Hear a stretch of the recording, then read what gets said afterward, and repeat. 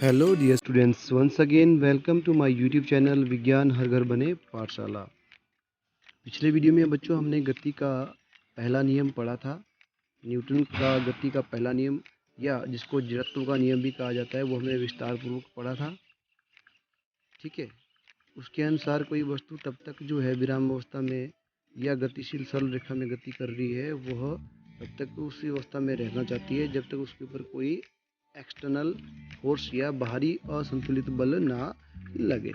ठीक है, तो हमने यह पढ़ने के साथ साथ इसके 4-5 जो उदाहरणों के साथ क्वेश्चन बने थे वो भी हमने समझे थे कि क्यों चलती हुई बस पे जो है हम पीछे की ओर धक्के लग जाते हैं जब बस खड़ी होती है, जब चलती है। क्यों कार पे जब हम बैठे होते हैं तो तीखे मोड़ पर हमारा सिर दूसरी तरफ मुड़ जाता है। क्यों जब हम कार पे बैठे होते हैं तो जब ब्रेक लगाई जाती है तो हमारा सिर आगे की ओर झुक जाता है। ये सभी प्रश्नों का उत्तर हमने पिछले वीडियो में पढ़ा था और उम्मीद है मुझे वो आपको अच्छी तरह समझ आए होंगे। चलिए आज इस वीडियो में हम पढ़ेंगे मोमेंटम। मोमेंटम यानी संवेग क्या होता है। चलिए शुरू करते हैं। मोमेंटम या संवेग। तो संवेग या मोमेंटम क्या होता है, देखिए किसी वस्तु के वेग तथा द्रव्यमान के गुणनफल ठीक है, या ध्यान रखना आपने, किसी वस्तु के वेग तथा द्रव्यमान के गुणनफल को संवेग या मोमेंटम कहा जाता है। संवेग नामक इस राशि को न्यूटन के द्वारा प्रस्तुत किया गया था। संवेग को प्राय पी वर्ड से लिखा जाता है। संवेग को लिखा जाता है पी शब्द से, अर्थात गुणनफल है किसका, ये वस्तु के वेग एवं द्रव्यमान का। तो पी क्या हुआ, एम इंटू वी। ठीक है, पी हुआ आपका M into V. P mean संवेग यानी मोमेंटम, एम हो गया आपका क्या, मास यानी द्रव्यमान, और वी हो गया आपका वेलोसिटी यानी वेग। तो P is equal to M into V. ठीक है, मास इंटू वेलोसिटी। यह जहाँ पे पी क्या है संवेग यानी मोमेंटम, एम क्या है मास यानी मास द्रव्यमान, उसके बाद आपका वी हो गया आपका वेलोसिटी यानी वेग। इस प्रकार जो है संवेग क्या है, P is equal to M into V. अब संवेग के परिमाण और दिशा दोनों होते हैं। संवेग का क्या होता है, परिमाण भी होती है और दिशा भी होती है। तो इस प्रकार जो है संवेग परिमाण भी देता है, दिशा भी देता है। अब संवेग की दिशा जो होती है वो दिशा होती है जो वेग की दिशा होती है, यानी जिस दिशा में वेलोसिटी जा रही है, वेग लग रहा है, उसी दिशा में संवेग की भी दिशा होती है। चलिए आगे बढ़ते हैं। संवेग का एसआई मात्रक क्या है। संवेग का एसआई मात्रक जैसे मैंने को बताया, संवेग की इक्वेशन, संवेग का समीकरण है P इक्वल टू mv। ठीक है, तो अब इसका इक्वेशन से ही इसका मात्रक आएगा। m का है किलोग्राम। ठीक है, m का मात्रक है किलोग्राम और v का मात्रक है मीटर पर सेकंड। तो P इक्वल टू mv यानी किलोग्राम बटा मीटर पर सेकंड। ठीक है, तो इसका क्या आएगा, किलोग्राम इंटू मीटर पर सेकंड। इसलिए P का एसआई मात्रक क्या है, संवेग का एसआई मात्रक क्या है, किलोग्राम मीटर पर सेकंड। किलोग्राम मीटर पर सेकंड। ठीक है, किलोग्राम मीटर पर सेकंड, ये इसका एसआई मात्रक है संवेग का। याद रखने बच्चों आपने, ये प्रश्न आते हैं एसआई मात्रक लिखिए संवेग का, या what is the SI unit of momentum. तो मोमेंटम का इक्वेशन क्या है, momentum is equal to mass into velocity. Mass का जो एसआई मात्रक है that is kilogram, and velocity का है एम एस माइनस 1 यानी मीटर पर सेकंड स्क्वायर, मीटर पर सेकंड। इसीलिए mass into velocity is equal to momentum. तो पी का एसआई मात्रक क्या होगा, किलोग्राम मीटर पर सेकंड। ठीक है, उम्मीद है आपको ये समझ आएगा। क्योंकि किसी असंतुलित बल के प्रयोग से उस वस्तु के वेग में परिवर्तन होता है, इसीलिए यह कहा जा सकता है कि बल ही संवेग को परिवर्तित करता है। अब किसी वस्तु के दिशा में गति में बदलाव तभी होता है जब उसके ऊपर क्या लगता है, कोई असंतुलित बल लगता है। इसलिए हम यह कह सकते हैं कि संवेग को परिवर्तित करने वाला बल ही होता है। मैं समझता हूँ आपको यहाँ तक अच्छी तरह समझा होगा संवेग क्या होता है, संवेग की परिभाषा, संवेग की इक्वेशन, संवेग का समीकरण, संवेग के एसआई मात्रक आपको समझ आया होगा। तो इस प्रकार यहाँ तक गति का, न्यूटन का गति का पहला नियम खत्म होता है। अब हम पढ़ेंगे गति का दूसरा नियम या गति का द्वितीय नियम। तो न्यूटन द्वारा प्रस्तावित जो गति के नियम थे उसका दूसरा नियम क्या कहता है, किसी वस्तु के संवेग में परिवर्तन की दर उस पर लगने वाले असंतुलित बल की दिशा में बल के समानुपाती होता है। इसे गति का द्वितीय नियम कहा जाता है। तो द्वितीय नियम क्या हुआ? किसी वस्तु के संवेग में परिवर्तन की दर उस पर लगने वाले असंतुलित बल की दिशा के बल के समानुपाती होता है। ध्यान से समझिए, यानी किसी वस्तु का जो मोमेंटम है उसमें जो परिवर्तन का रेट होता है, यानी rate of change of momentum of object is always directly proportional to external imbalanced force directions। यानी किसी वस्तु का संवेग में परिवर्तन की दर पर लगने वाला जो है बल असंतुलित बल की दिशा के बल के समानुपाती होता है। तो इसे कहा जाता है गति का दूसरा नियम।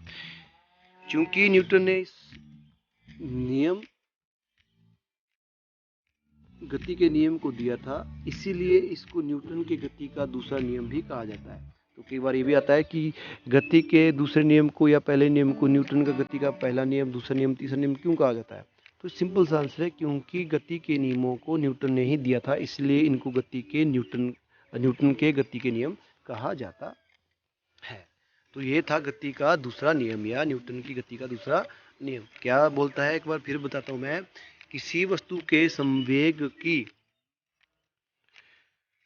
परिवर्तन की दर उस वस्तु पर लगने वाले असंतुलित बल की दिशा में बल के समानुपाती होता है।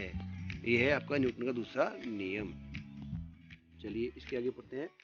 गति के दूसरे नियम की गणितीय गणना करेंगे हम, ठीक है, यानी मैथमेटिकल कैलकुलेशन देखेंगे हम गति के दूसरे नियम की। चलिए शुरू करते हैं। मान लो एक वस्तु जिसका द्रव्यमान m है, उसका प्रारंभिक वेग क्या है? u है, एक सीधी रेखा में चल रहा है। कोई वस्तु है जिसका द्रव्यमान m है और वह प्रारंभिक वेग u के साथ एक सीधी रेखा में चल रहा है। तो पुनः हमें मान सकते हैं कि t समय है और f क्या है? बाहरी बल है। तो जब t समय में कोई f पर बाहरी बल लगता है तो उसका वेग हो जाता है v होता है वेलोसिटी फाइनल वेग। इसीलिए मोमेंटम आपको पता है mass into velocity, m into v, तो द्रव्यमान इंटू वेग। अतः दिए गए वस्तु का प्रारंभिक वेग, इनिशियल वेग मोमेंटम इक्वल p1। तो प्रारंभिक वेग है u, इसलिए उसका मोमेंटम होगा प्रारंभिक वेग का प्रारंभिक मोमेंटम p1। तो p1 इज इक्वल टू होगा u, ठीक है, क्योंकि इसमें प्रारंभिक वेग है u, इसीलिए मोमेंटम भी प्रारंभिक होगा, ठीक है। तथा दिए गए अंतिम वेग, फाइनल वेग है इसमें v, तो उसमें p2 होगा m into v, m2 into v। तो फाइनल मोमेंट होगा आपका p2 यानी m इंटू v, ठीक है। अब यहाँ पे v क्या है? यहाँ पे v है आपका अंतिम वेग। v क्या है आपका? अंतिम वेग, ठीक है।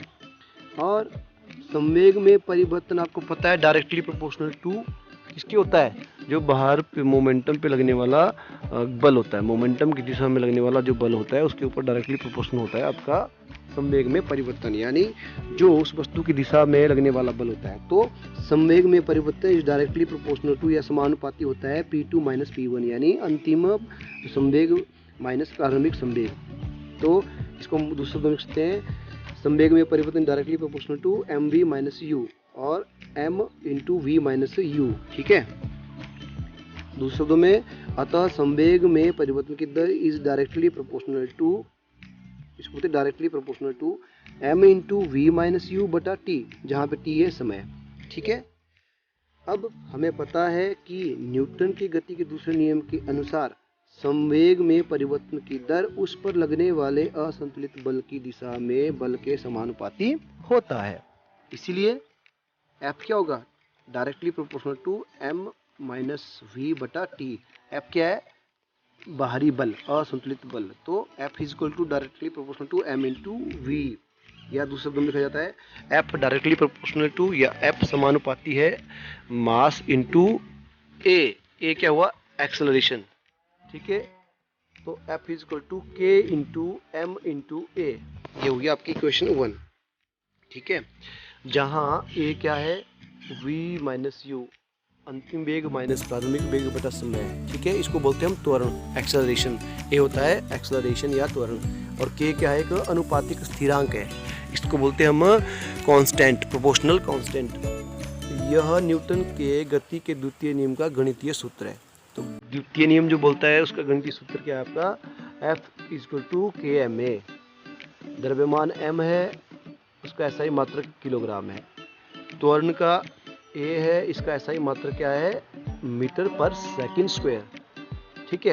अब बल का मात्रक इस प्रकार लिया जा सकता है कि स्थिरांक k का मान 1 हो जाता है, अर्थात इकाई बल को जब उस मात्रा के रूप में परिभाषित करते हैं तो 1 किलोग्राम वाली किसी वस्तु में 1 मीटर पर सेकंड स्क्वायर का त्वरण हो जाता है, उत्पन्न करती है, अर्थात एक इकाई बल बनता है आपका kg, 1 kg इंटू 1 मास, यानी किलोग्राम मीटर पर सेकंड स्क्वायर। इस प्रकार k का स्थिरांक मान 1 हो सकता है।